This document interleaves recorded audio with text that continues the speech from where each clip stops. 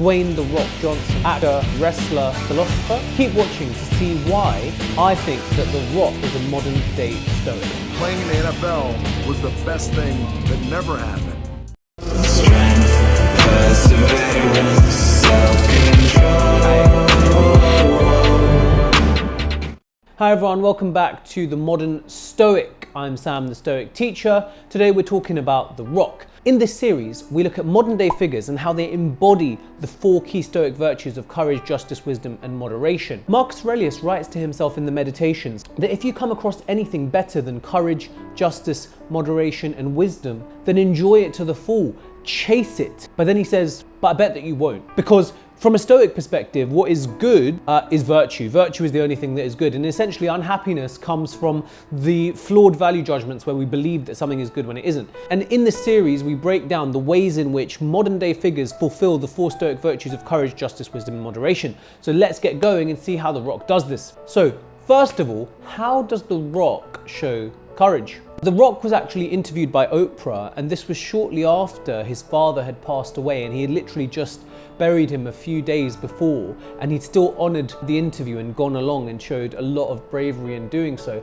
And in the clip that I'm about to show, The Rock opens up about his mental health and the ways in which he's been struggling. And this was actually a wonderful thing to see and is incredibly courageous, because what it does is through doing this, The Rock, as an incredibly beefy, humongous, muscly human being, someone who, who so many young people idolize and want to be like, for him to speak about his mental health is an incredibly inspiring thing to see, and especially the way in which and the depth with which he speaks about it. So let's watch that clip now. Okay. Do you think you got all the things said that you wanted to say? No. You did not?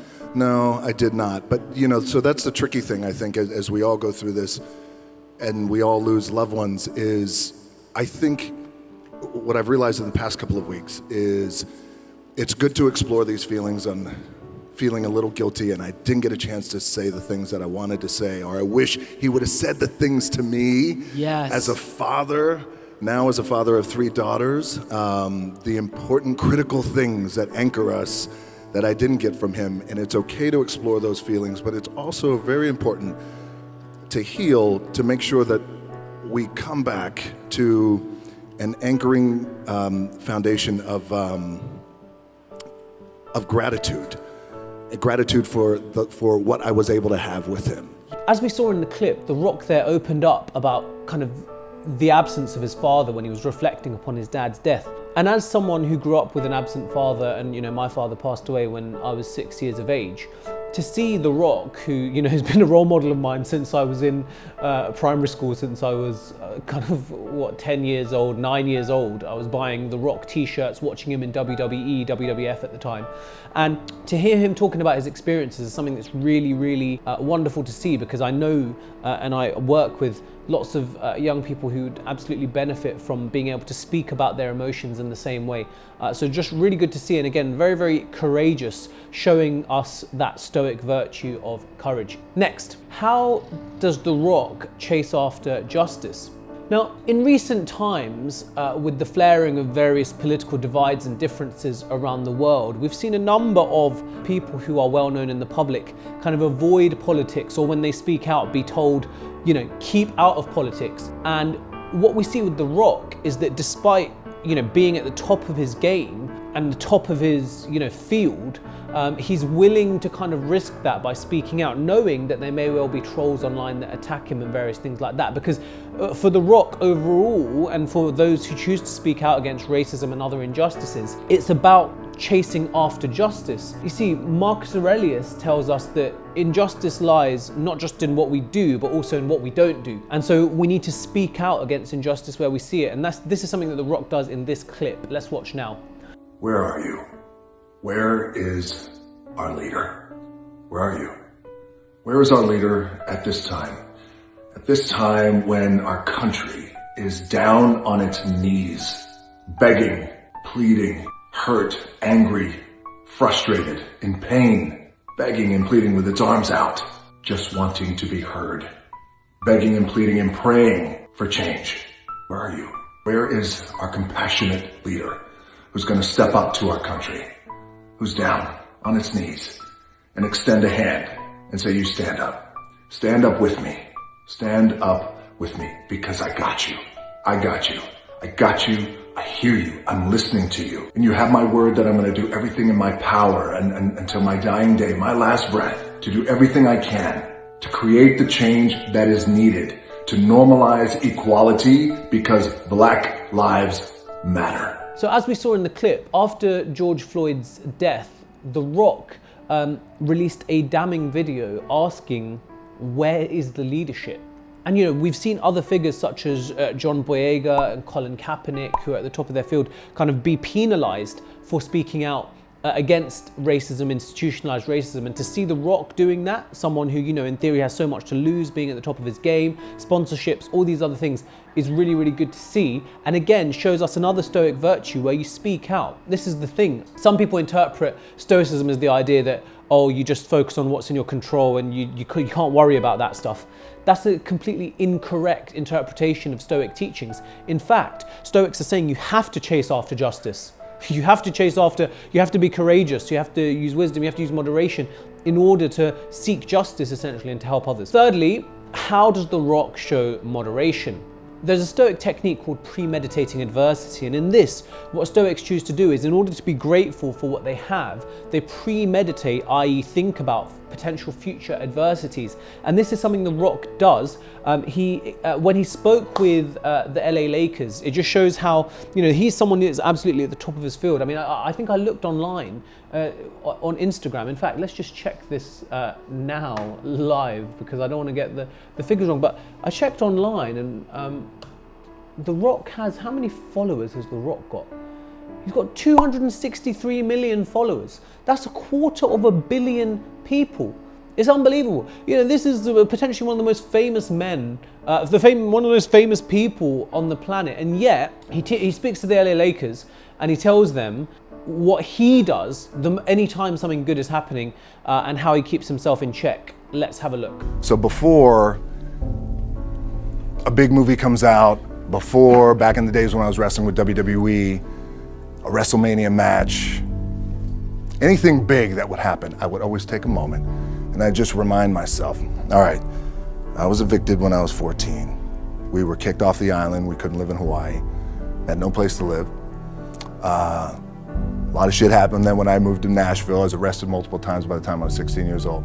Like, I remember that. So as we saw here, The Rock talks about the fact that every time something big is happening, he humbles himself, reminds himself of all the difficult times that he's faced, having had only $7 in his pocket, having been evicted. And he remembers this every time there's a red carpet for a movie or a new, anything else that's going on. He remembers this so that he remembers this moment is everything he dreamed of and how much he has to be grateful for. This is so he doesn't become complacent and remembers to have gratitude for the wonderful things that he has in his life. And this is something that Stoics absolutely focus on. The idea of moderation is not behaving in extremes, not becoming arrogant, but equally not acknowledging and choosing to work. In the middle is this idea of kind of a healthy acknowledgement of what is good, what he has, but then also that realization that it's something that won't last forever and that it's important for him to continue working towards. So he moderates himself, whereas so many in that position may not choose to moderate themselves and just,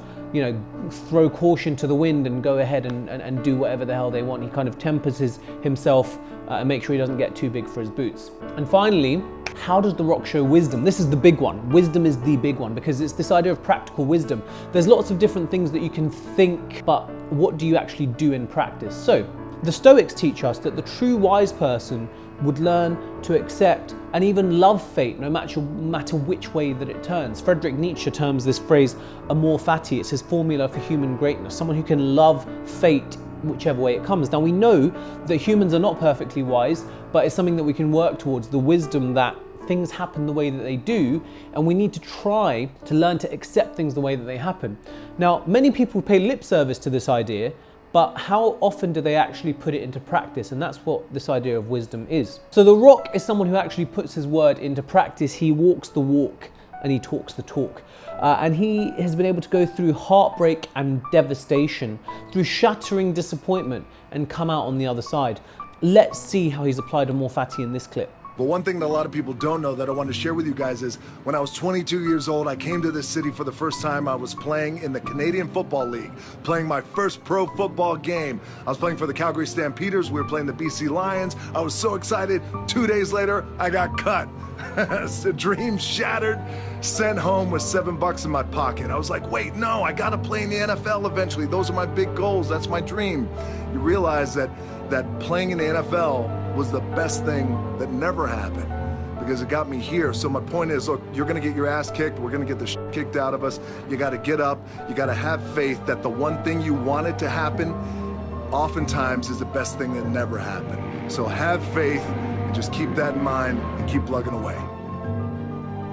As we heard The Rock say there, he says playing in the NFL is the best thing that never happened. This is something that was his absolute dream. His whole life, all his training had led up to this dream of playing in the NFL, and then he gets injured, he gets cut. It's the worst moment of his life, and yet he's able to reflect on it and say it's the best thing that never happened. Because actually, in a moment, we don't know in that particular moment if something is great. So many people reflect on the fact that something they thought was terrible, 5 years down the line, they can reflect and say it's the best thing that ever happened. And the truly wise person is able to view things in that light and therefore actively work towards the things within their control in order to achieve.